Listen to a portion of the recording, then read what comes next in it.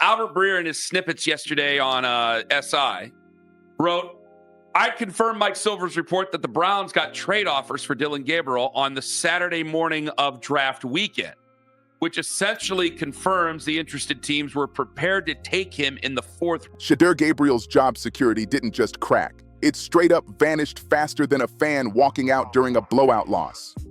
After Shedeur Sanders absolutely cooked the Panthers like he was on rookie mode in Madden, the rumors exploded overnight. Suddenly, everyone's whispering that Gabriel's days might be done. And the reason I'm excited is because this is what we've been waiting. We have been waiting for this type of energy, right? Dillon Gabriel. Was this the game that flipped the switch, or is the chaos just getting started? Either way, this stopped being just football real quick. What's happening in Cleveland feels less like a season and more like a messy streaming drama with cleats and shoulder pads. Shedeur Gabriel's Browns run is starting to look like one of those short Netflix series that ends before the storyline even gets going.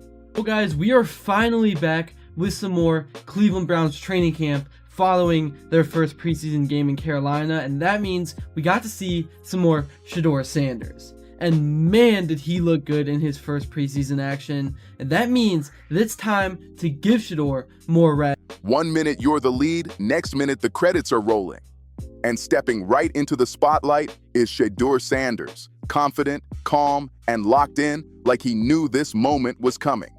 Cleveland didn't just want him, they needed him. After that starting debut against Carolina, fans were already talking big, acting like the statue plan should be drawn up before he even finished unpacking his locker. Exception that he was overdrafted in the third round. Okay. How did the idea that he could go that high fly under the radar? Question mark. I've heard Gabriel crushed his meetings with teams, and many saw his floor as a result as a long-term back. It's almost poetic, except instead of romance and sunsets, it's pigskin, touchdowns, and the sound of Shedeur Gabriel's trade value dropping hard. The Browns gave Shedeur the start, and he didn't just show up, he showed out. The Panthers looked lost, like they skipped the defensive meeting entirely. This wasn't just a win, it was a full quarterback clinic on how to take someone's job in one afternoon.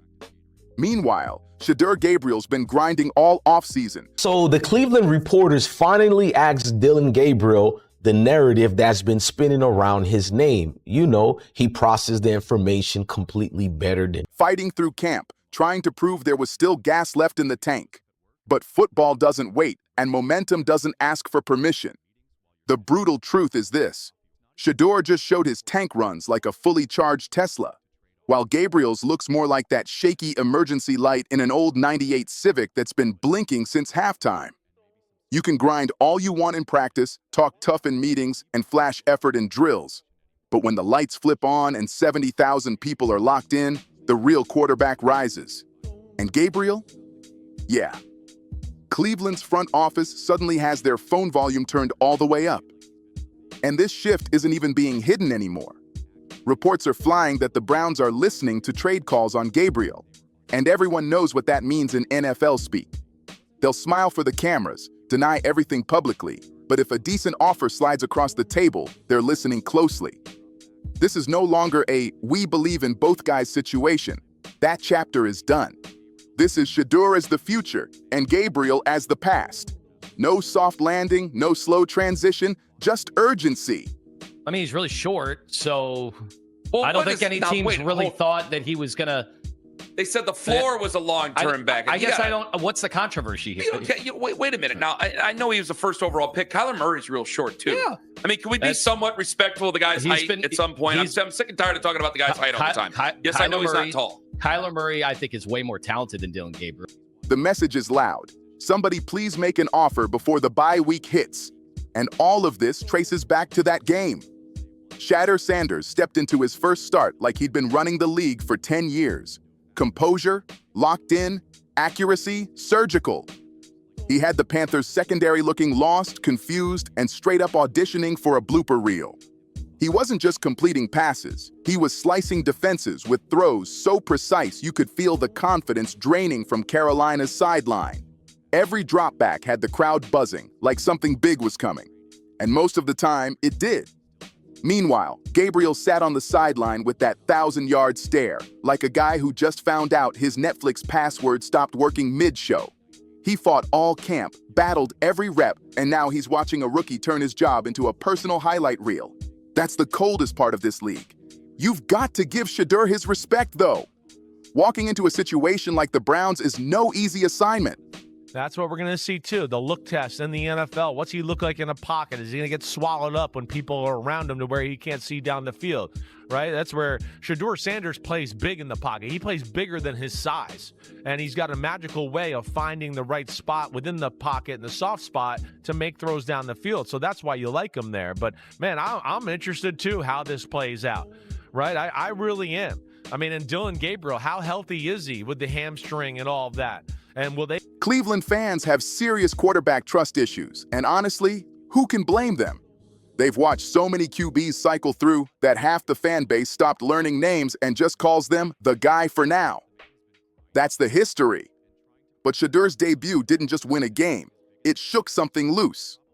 For the first time in a long time, Browns fans actually started believing in a quarterback again. That alone is wild. We're talking water into wine levels of disbelief turning into hope, and the front office sees it loud and clear. They can't keep pretending this is an open competition anymore. It's not. It never really was. Shedeur is the guy, and that decision is written all over the building. Gabriel isn't bad. Let's be fair. He's just standing next to someone who makes good look like it's not nearly enough anymore. Appears to be either Dillon Gabriel week or Kenny Pickett week. And I'm not sure which one, and I'm not sure how excited I am about one of those weeks, but mildly intrigued about the Dillon Gabriel week, if that's what this is. I just thought we were going to continue on with Shedeur Sanders week. I think I'm good after yesterday. Which was going to turn into Shedeur. The Browns already know what time it is. If the phone rings with the right offer, Gabriel might be packing his bags before he finishes his post-practice Gatorade.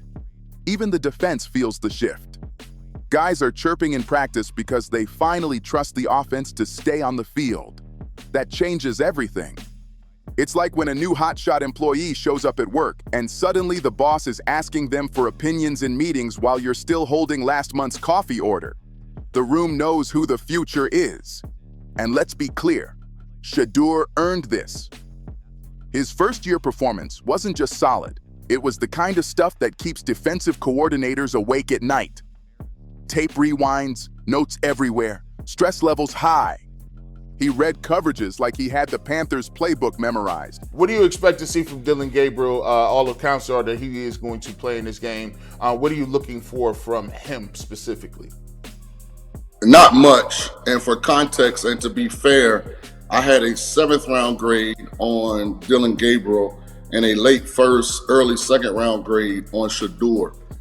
And I think if Shedeur had been drafted in the 3rd round and Dillon Gabriel in the 5th, that will give the Browns an opportunity to only keep 3 quarterbacks. I think they calm, patient, surgical, and those deep balls, smooth and effortless, like he was out there vibing while defenses panicked.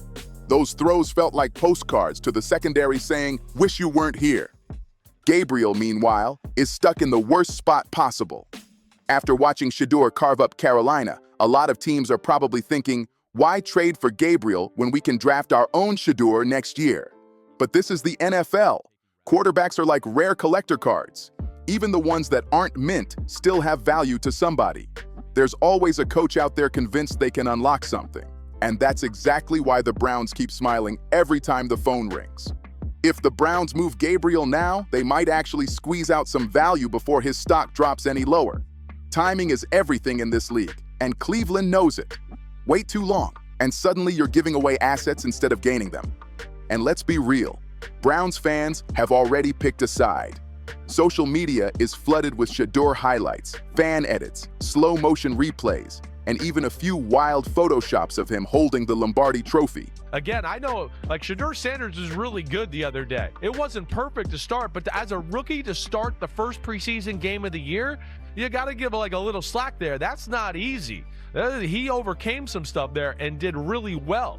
The man's been in the league for 5 minutes, and Browns Nation is already mapping out a parade route. Meanwhile, Gabriel memes are starting to circulate, and yeah, they're not exactly friendly. You know it's rough when your name starts trending for reasons that have nothing to do with a big play. That's when the writing starts showing up real clear. This doesn't mean Gabriel's career is over. Let's not go that far. But it does mean his road might get a lot more scenic, as in different stadiums, different locker rooms, and a lot more visitor sidelines. When someone else balls out harder on the biggest stage, that clipboard starts feeling heavy. And let's be honest, this wasn't close. Shedeur didn't just edge him out in practice, he outshined him when it mattered most. The Browns don't do sentimental roster decisions anymore. They've been burned way too many times for that. So now, everyone waits.